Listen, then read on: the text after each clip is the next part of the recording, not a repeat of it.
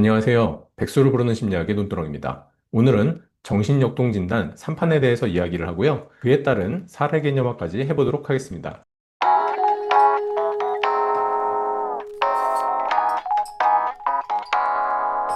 정신역동 진단 PDM이라고 부르고요. 사이코다이나믹 다이그노스틱 매뉴얼의 약자입니다. 정신분석 쪽의 이론에 기반해서 진단을 하는 접근을 하고자 하는 그런 쪽입니다. DSM과 ICD는 증상을 위주로 진단을 하는데요. 이 정신역동 진단은 더 세부적이고 정신역동적인 관점, 정신분석 이론 아시죠? 관련해서 DSM과 ICD를 보완하는 것이 목표입니다. 증상이 중요한 게 아닙니다. 어떤 증상을 가졌는가가 아닌 어떠한 심리적인 특성을 가졌는가에 관심을 가지고 거기에 초점을 둬서 진단을 하게 되죠. 그러다 보니까 개인의 내부 경험이나 동기, 무의식적인 과정을 강조해서 보게 됩니다. 그리고 발달 단계적인 접근을 적용해서요, 아동, 청소년, 노년층까지 이렇게 폭넓게 접근을 해서 볼 수가 있게 됩니다. 먼저 PDM-1은요, 2006년도에 나왔습니다. 정신역동적인 접근을 반영한 대안적인 진단 체계로서 접근을 시작을 했고요. 성격 패턴이나 정신기능, 증상 경험을 종합적으로 고려해서 진단하려고 한 겁니다. PDM2는 2017년도에 나왔고요. PDM1보다는 더 정교한 진단 기준을 포함하고 있습니다. 그리고 발달 단계별 진단을 추가해서 아동, 청소년, 노년층 이렇게 살펴볼 수 있게 되었죠. 현재는 PDM3까지 나와 있습니다. 그래서 2025년도에 PDM3가 나왔고요. 기존에 있었던 PDM에 신경과학이나 심리치료의 연구를 반영을 했고요. 정신기능 평가를 더 세분화했습니다. 그리고 실제 치료 과정에서 더 잘 활용할 수 있도록요, 실용적인 진단 기준을 제공하고 있습니다. 그리고 한 개인의 정보 처리, 감정 조절, 타인과 교류하는 방식을 이해하기 위해서 감정적, 사회적 능력 같은 정신기능의 특정 측면에 초점을 두고 있습니다. PDM은요, 다축 체계를 사용하고 있습니다. 다축 체계란 여러 가지의 기준으로 보게 된다는 건데요. 먼저 P축, M축, S축. 그래서 성격 증후군, 정신기능 프로파일, 증상 경험, 이렇게 세 가지의 축을 통해서 보게 됩니다. 하나씩 설명을 드리면요. P축은 성격 증후군입니다. 그래서 성격의 구조의 수준을 평가하는 거고요. 건강한 사람이 있으면 그 다음엔 신경증의 단계인 사람이 있고 경계선에 있는 사람이 있고 경계선을 넘어서면 정신병으로 되는 거죠. 그래서 여러분들 흔히 알고 계시는 경계선 성격장애란 이 신경증과 정신증의 사이에 놓여 있는 그러한 장애를 경계선 성격장애라고 부르기도 합니다. 그래서 이러한 수준으로 이제 나눠져 있고요. 단순 증상이 아닌 개인의 성격 패턴, 심리적인 방어 기제를 고려해서 보게 됩니다. M축은 정신기능 프로파일입니다. 그래서 정신기능을 평가하게 되는데요. 그 정신기능에는 어떤 것이 해당되느냐? 인지처리, 충동조절, 자기 및 타인의 정신 상태를 반영하는 것들, 관계 형성 및 유지 능력, 이런 것들이 해당이 되고요. 스트레스 상황에서 어떻게 반응하고 내 감정을 조절하는지 이런 것들을 분석하게 되는 축입니다. S축은 증상 경험입니다. DSM과 ICD가 증상을 통해서 진단을 한다고 말씀을 드렸죠. 그렇기 때문에 이 S축은 바로 DSM과 ICD의 증상을 포함하고 있습니다. 환자의 주관적인 경험과 임상가의 반응을 고려해서 접근을 하도록 되어 있고요. 만약에 같은 불안장애지만요. 어떤 사람은 주로 불안과 관련된 신체 증상을 호소하는 사람이 있고요. 또 어떤 사람은 불안한 것과 관련된 생각들, 그런 것들을 주로 보고하는 사람들이 있죠. 이렇듯 개인의 고유한 증상 경험이 그 사람을 이해하고 맞춤형 치료를 계획할 수 있도록 도와주게 됩니다. 정신역동 진단 3판을 통해서 사례 개념화를 해보려고 합니다. 먼저 P축, M축, S축 이렇게 세 가지 축이 중심으로 이루어진다는 거 기억하셔야 될 것 같고요. 내담자의 고유한 심리적인 구조, 주관적인 경험을 이해하는 게 초점이라는 것을 기억하시고 보시면 좋을 것 같습니다. 가상 사례들이고요. 진짜 사례가 아닙니다. 28세 직장인 남성입니다. 주로 호소하고 있는 내용은요. 직장에서 반복되는 갈등이 있고 대인관계에서 극심한 감정 기복을 호소하고 있고요. 공허감, 자기 비하를 하기도 하고 잦은 음주를 한 뒤에 후회를 하는 이러한 것들을 주 호소로 하고 있습니다. 피축을 보자면요. 경계선 성격 증후군에 좀 해당이 될 수 있다라고 얘기를 할 수 있고 그에 해당되는 내용은요.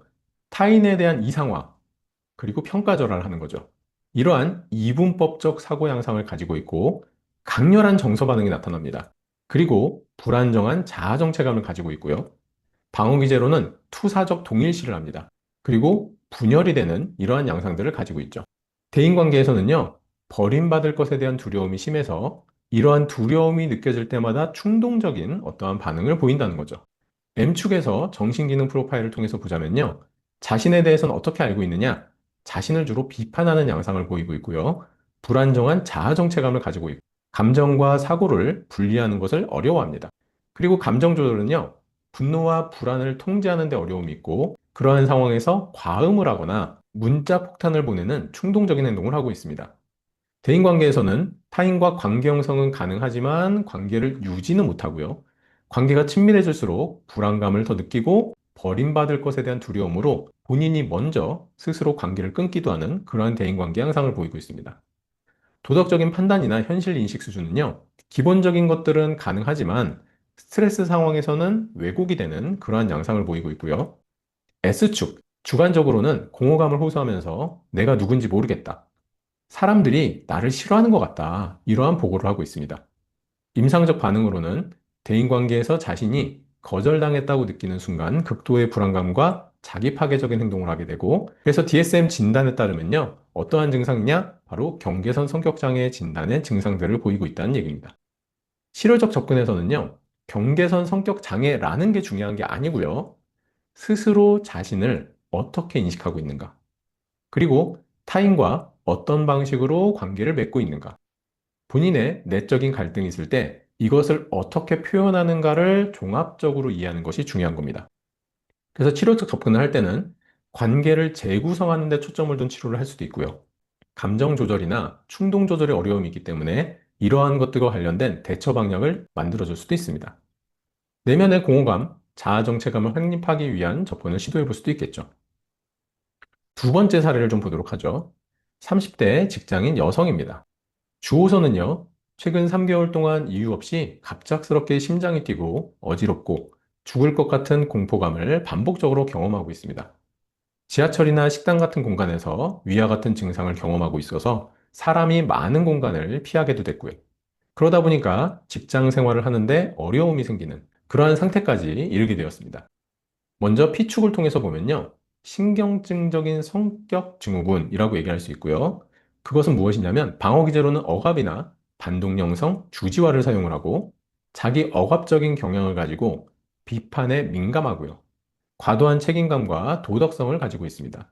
좀 더 해석을 해보자면요, 내담자는 정서적인 갈등을 무의식적으로 억압을 해서 인지적으로, 즉 주지화하는 경향으로 나타나고 있습니다. 그래서 타인의 기대에 부응하는 부담감이 과하고 실패할 것에 대한 불안을 완벽주의로 보상을 해서 외적으로는 안정적으로 보이죠. 그렇지만 내면에서는 불안감을 경험하고 있는 그러한 양상이다라고 얘기를 할 수 있게 됩니다. M축 정신기능 프로파일에서 보면요, 스스로는 타인의 기대에 민감하고 자기 표현을 조심스러워하고 억제를 하는 그러한 양상으로 보여지고 있고요. 감정 조절은 감정을 억압하고 통제해서 신체 증상으로 그러한 것들을 경험하고 있습니다. 대인관계에서는 친밀한 관계 형성과 유지는 가능하지만 과도하게 의존을 하기도 하고 아니면 스스로가 자율성 있게 지내고 싶은 이 두 가지 간의 갈등을 하는 그러한 관계 속에 있고요. 도덕 판단이나 현실 인식은 도덕적인 판단이 너무 과도한 거죠. 그래서 이게 때로는 본인에게 힘겨운 상황이 될 수도 있고 현실 인식에는 큰 어려움은 없습니다. 그래서 이것도 해석을 해보자면요, 감정 표현을 억제하는 데 익숙하고 억압된 감정, 주로 극도의 불안이죠. 이러한 것들을 본인이 느끼지 않으려고 하다 보니까요, 이것이 바로 신체화로 표현되는 양상. 이걸 좀 더 DSM에 있는 표현을 쓰자면 전환 증상? 이게 심해지면 전환 장애라고도 표현을 하죠. 스트레스를 직접적으로 해소하지 못해서요, 공황 증상 같은 신체 증상으로 표현이 되는 거라고 얘기할 수 있습니다. S축으로 보면요, 증상이죠. 스스로는 갑자기 숨을 못 쉬겠고 죽을 것 같아요. 아무 이유 없이 무섭고 겁이 나요. 사람이 많은 곳에 있으면 가슴이 답답하고 정신이 없어요. 그냥 이유 없이 제가 주변 사람들에게 민폐가 되는 것 같고 그래서 더 불안해요. 라는 것을 호소하고 있고요. 그래서 임상적인 반응으로 보면요, 신체 반응에 대한 민감도가 높고 스스로에 대해서 비판을 과도하게 하고 있는 양상이다라는 걸 알 수 있습니다. 스트레스 상황에서 자신을 돌보기보다는 상황을 회피하고 있는 양상을 보이고 있습니다. DSM의 진단에 따르면 공황장애나 광장공포증으로 진단을 해볼 수가 있습니다. 정신역동적으로 해석을 해보자면요, 억압된 공격성, 그리고 자기 주장을 하지 못하는 것으로 인해서 공포와 불안을 경험해서 신체화로 표현이 되고 있다라고 얘기를 할 수 있고요. 주로 억압을 해서 자기 표현에 대한 두려움으로 인한 무의식적인 죄책감까지도 있을 수 있습니다. 그래서 치료적으로는요, 억압된 감정, 자신의 욕구를 인식해서 자신의 감정 인식, 감정 표현을 하도록 하게 하고요. 타인의 기대에 민감하게 된 배경을요, 전이 분석을 해보는 거죠. 과거에 어떤 대상을 통해서 이 사람이 그러한 관계를 형성하게 됐는지, 그래서 그게 초기 관계 경험을 탐색해 보는 거죠. 그래서 스스로 이러한 관계성들을 인식하게 만드는 거고요. 스스로를 좀 비판하는 그런 내면의 목소리가 있잖아요. 그런 것들도 스스로를 인식하게 만들고 이것을 재구성하는 것도 필요합니다. 공황 증상에 대해서요, 이 신체적으로 느껴지는 것들, 이러한 것들을요, 내 내면의 마음이 몸을 통해서 말하고 있는 것이다 라고 재해석하는 것도 필요합니다. 자, 세 번째 사례를 볼 거고요. 앞서 봤던 것보다 너무 PMS에 딱 맞춰서 얘기하기보다는 좀 더 자유롭게 그 사람 자체를 이해해 보는 식으로 조금 더 접근을 해보려고 합니다. 30대 직장인 남성이고요. 주호소는 지속적인 불안감, 긴장, 대인관계에 대한 불신과 친밀감을 회피하는 것이고, 직장 내 갈등, 자기 비판적인 사고, 우울감과 자기의심을 하는 걸 주호소로 얘기를 했고요. 상담 시에는 최근 직장 내 스트레스와 대인관계 갈등이 심화되었고, 마음에 있는 갈등이 이러한 대인관계 갈등, 이런 것들의 원인이 될 수 있을 것 같다. 그래서 심리 상담을 받고자 했다라고 되어 있습니다. 심리 역동적인 배경과 내면의 갈등을 좀 살펴보면요. 먼저 어린 시절과 가족 관계를 보면 부모의 관계는요. 어린 시절에 권위적인 아버지가 있으셨고요. 소극적인 감정 표현을 하시는 어머니가 있었습니다. 아버지로부터는 엄격한 기준과 비판을, 어머니로부터는 무관심과 과잉 보호를 경험하면서 자신에 대한 가치감, 안정된 자아상을 형성하는 데 어려움이 있었습니다. 그리고 내면화된 자기 비판을 하기 시작을 했는데요. 발달 과정에서 아버지가 굉장히 엄격한 기준과 비판을 했다 그랬잖아요. 이러한 것들이 초자아를 형성하게 된 겁니다. 그래서 내면의 규범, 비판적인 자아를 가지게 된 거고, 이로 인해서 자기 비난과 자책을 경험하게 됐다라고 설명할 수 있죠. 무의식적인 갈등과 상처예요. 억압된 감정은요, 어린 시절 경험한 상처와 감정을 억압하면서 무의식에 분노와 슬픔이 내재되어 여러 가지 신체 증상, 심리 증상, 이러한 것들로 나타나고 있다라고 설명할 수 있습니다. 방어 기제는 합리화를 사용하고 전치를 사용하고 분열을 사용하고 있는데요. 합리화는 자신의 불안과 실패를 외부 기인하는 거죠. 그래서 내 내면에 있는 심리적인 갈등을 보지 않고 회피할 수 있는 그러한 기제를 사용하고 있고요. 전치는 감정을 직접 표현하지 않고 대인관계에서 그 감정을 전이시킵니다. 그래서 상사나 동료의 비판을 엄격한 아버지가 내 상사, 동료가 된 것처럼 그렇게 느끼면서 그 감정을 전이시키고 있는 거죠. 분열은 대인관계에서요, 친해지고 싶은 욕구가 있고, 근데 친해질 것에 대한 또 두려움이 있는 거죠. 그래서 친해지고 싶은 욕구와 이 두려움, 이 두 가지가 양분되어 있는 그러한 양가적인 양상으로 분열을 경험하고 있습니다. PDM 진단적인 관점으로 보자면요. 원초와 자아, 초자 안에 갈등이 있는데 권위적인 아버지, 이 권위적인 아버지가 초자를 형성하게 됐다고 얘기를 했죠. 그래서 이 초자 안에 엄격한 기준을 통해서 자신을 비난하고 그러다 보니까 불안감을 느끼고 계속해서 자기 비판을 하게 되는 거죠.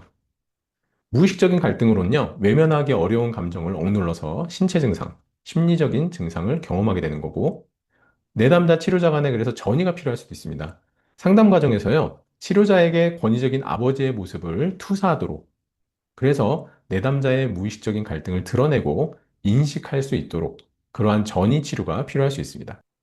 대인관계 양상에서는요, 부모와의 관계에서 비롯된 불신, 친밀감의 회피가 현재 직장에서도 대인관계 양상으로 반복되고 있구나. 이러한 것들을 스스로가 인식할 필요가 있겠죠. 그래서 이걸요, 이렇게 좀 간단하게 표현을 해보자면, 어린 시절에 경험한 것들이요, 내면화된 권위와 비판, 이게 이제 초자아로 만들어진 거죠. 그러면서 그게 무의식적인 갈등을 하게 되고, 이러한 합리화, 전치, 분열 같은 방어기제가 작동을 해서 대인관계에서 문제를 경험하게 되는 이러한 양상이 반복되는 거죠. 그렇다면 치료적인 접근을 어떻게 해야 될 것이냐? 먼저 내담자의 억압된 감정을 인식하고 표현하도록 해야 됩니다. 주로 대부분의 감정은 아버지에 대한 분노일 거예요. 그리고 과거 부모와의 대인 관계가 현재 대인관계 양상에 재현되는 것을 통찰하고 변화를 모색하도록 해야 되고요. 자아 기능을 강화하고 내면에서 끊임없이 비판적인 목소리를 하고 있는 것들을 재구조화해서요. 스스로를 좀 수용하는, 그리고 이것은 진정한 나의 모습을 수용하는 게 필요하겠죠? PDM에서는요, 증상을 통해서 보기보다는 이러한 방식으로 그 사람을 이해하는 관점을 가지고 있다는 걸 사례를 통해서 간단하게나마 좀 이해를 하셨으면 좋을 것 같습니다.